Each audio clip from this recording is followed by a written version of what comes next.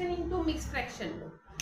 अगर हमारे पास proper fraction है और हमें इसे मिक्स फ्रैक्शन में कन्वर्ट करना है तो हम किस तरह से इसे सॉल्व कर सकते हैं। डिवीजन तो वैसे भी हम नॉर्मली करते ही हैं। तो 19 को हम 8 से डिवाइड कर रहे हैं। 8 2 16, रिमाइंडर इज 3।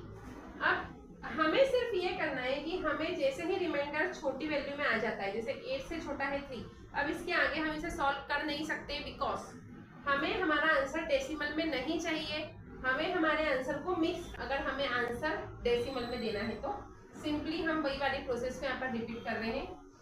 19 को हम 8 से डिवाइड कर रहे हैं। 8 2 16,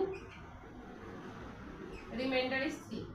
अब हमें सिर्फ ये करना है कि हमें जैसे ही रिमाइंडर छोटी वैल्यू में आ जाता है, जैसे 8 से छोटा है 3, अब इसके आगे हम इसे सॉल्व कर नहीं सकते बिकॉज हमें हमारा आंसर डेसिमल में नहीं चाहिए।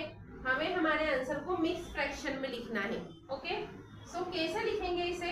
जैसे मैंने आपको बताया था कि डिनोमिनेटर तो 8 ही रहेगा।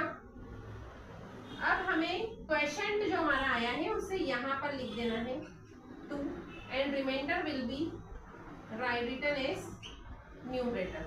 So our answer for mixed fraction is 2 and 3/8.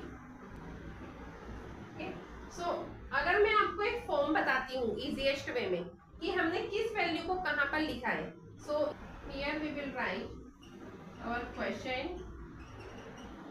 At the place of numerator we will write remainder, and at the place of denominator we will write divisor.